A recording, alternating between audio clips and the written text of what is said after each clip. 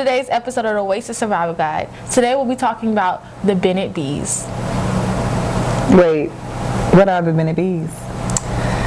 That's a good question. Y'all don't know what the Bennett Bs are? I never learned. I never learned either. Okay, well, I somebody told me. So the Bennett Bs, so they're things that make you a Bennett Bell. So they're like talking points almost for conversations and quick things for you to remember. So you have, the first one is be a good conversationalist. So to be a good conversationalist is to be sympathetic and talk about things which interest others. So that means above all, she does not monopolize the table. That means you don't I like that. I like that too. That's good. So they've done something further. So they've gone and broken it down to like further B's. So you have conversation B's. So your conversation B's are be thoughtful, be courteous, be sincere, and be considerate. Yes. I never thought about it like that. I've never known this. What's crazy is, I think, just kind of being at Bennett period, I didn't need anybody to tell me the Bennett B's. They were kind of instilled in you, like. Yeah, like I feel like now hearing them, although I didn't know what the Bennett B's were, now I'm like seeing how, like we learn about it every day here at Bennett, like how it has to come full circle. Yeah, so the next one is be courteous. It is a cherished tradition that Bennett women are kind and hospitable to guests and strangers on the campus. They go out of their way to make them feel special and help them find or locate their friends on campuses. So, the courtesy B's. Be appreciative of the beauty of your dormitory home. Be considerate of girls who are resting when you may be busy.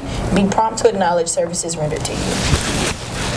Wow. Okay, so y'all, I got a Quiet confession. Like, I got a confession. Right. So I really don't think that our sisters really abide by that be courteous, because I know for sure when there's a stranger on campus, we would just walk past them, because I feel like really we walk past our sisters without saying anything. Like, and I feel like that is just so rude for us to be called Bennett sisters and we walk past each other and don't even acknowledge each other's presence.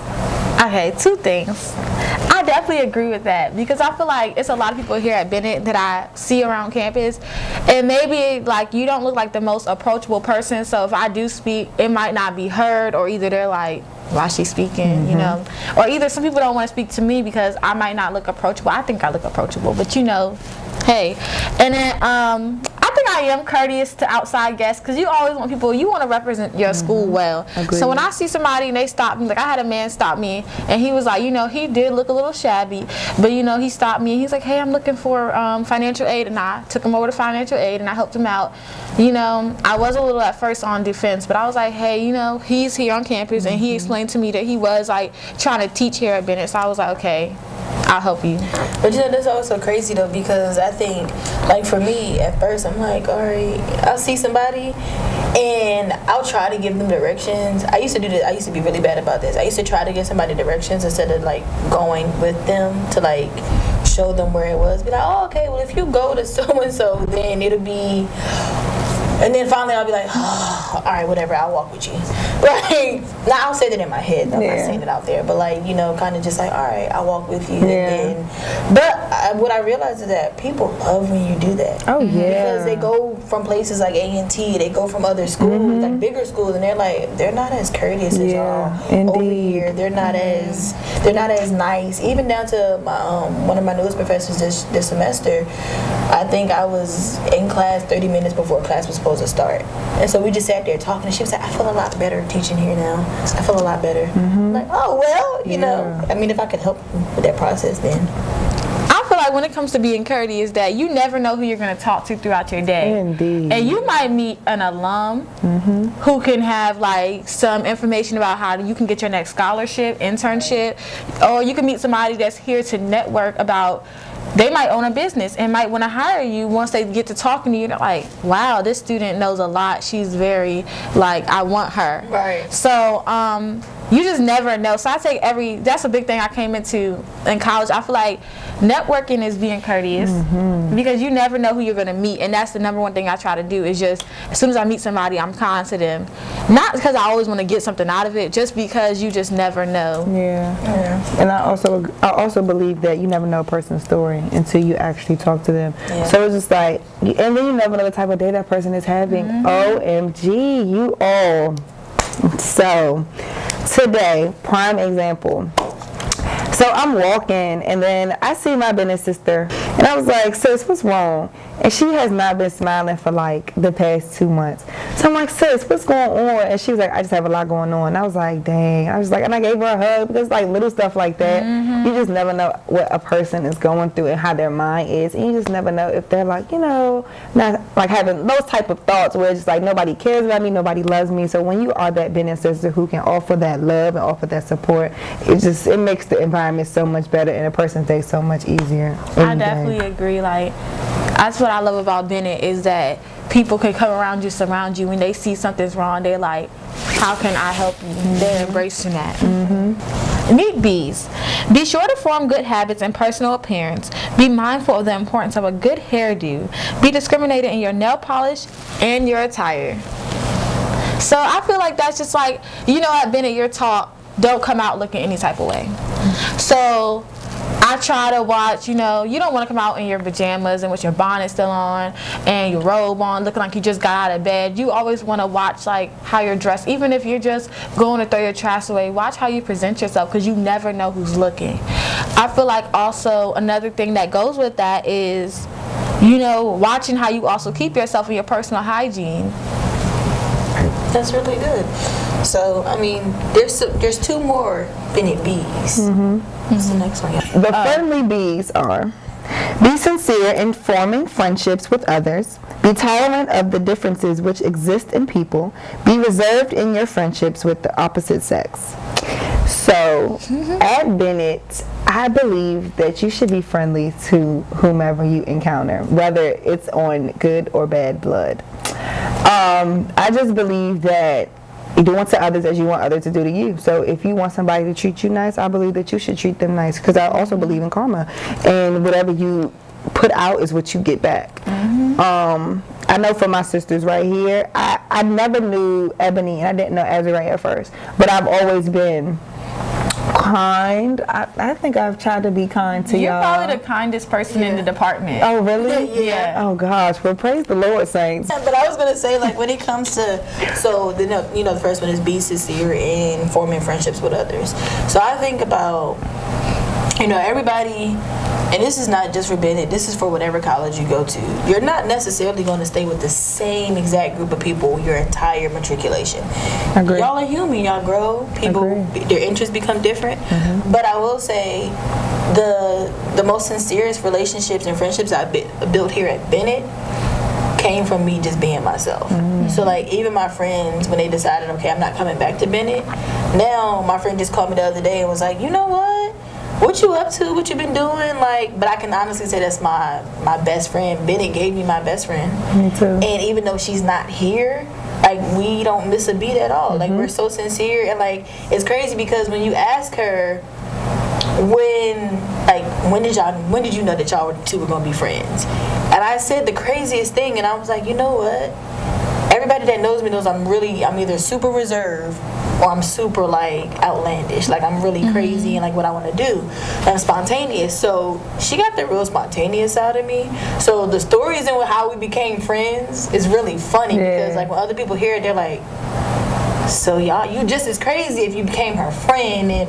But we were sincerely like, we were sincere in like how we approached, even down to, there were some things in which we disagreed, but because we were sincere in forming our friendship, I could go to her and say, hey, listen, what you did, it hurt me. I'm not gonna lie. And I really wish you would have did something differently, or I don't like the fact that you're talking to so and so because I'm not friends with them anymore. Like, that was a petty moment, but okay, happened. But yeah, so and then also, okay, so how do y'all feel about the be reserved in your friendship with the opposite sex? Can somebody explain that one to me really quick?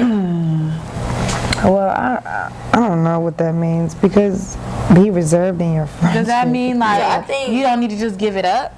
I think along the terms. If y'all don't mind me saying that, is that what it means? That's what I honestly think it means. I think being strictly platonic with your friends, like I don't just know. keep it as friends. Cause I know I have a good group of guy friends that I made coming into college, and like in speaking to other people and like other Bennett alum, every Bennett Belle I think has a group of friends, a group of guy friends that they can call and say, I like, agree. Can I speak on that? I Like, agree. yeah, like, because I know you have your group. Yeah, like I have my brothers. I love them so much. Like it's a big group of them, but they're like we're really close, and I feel like they go to A&T, and I made that connection with them, and it's just like this feeling that you feel like your family away from home, and I understand like when you talk about reserved, I'm guessing the meaning is like don't try to present yourself in like a more ladylike manner. Don't just be all out there with the opposite sex. I don't really know how to word it in the correct way, but I understand they're saying, because with them, like, I keep it at a friendship level, like, it's never gone too far. Right. So I get what it's saying, because you have to also be mindful that you're a lady and you have to carry yourself a certain way. So yeah, I understand. Yeah, But totally. that all ties into the last Bennett B, which is be socially appropriate. Being socially appropriate means gracious manners are the basis of charm. A quiet voice, graceful posture, and a pleasant expression give flavor to personality. So I'm gonna be honest, the posture thing I'm still working on. I'm still working on it. Totally. But your social B's would be restrained in your behavior, be careful to introduce yourself to guests with whom you tour the college, and be sensitive of the appropriateness of shaking hands. The last one I'm still learning about, because they teach you like, oh, just be this really. I'm like, oh, I think I shook somebody's hand, and they were like, why was your handshake so strong? I said, oh, because I'm trying to let you know, like I'm firm and I'm confident.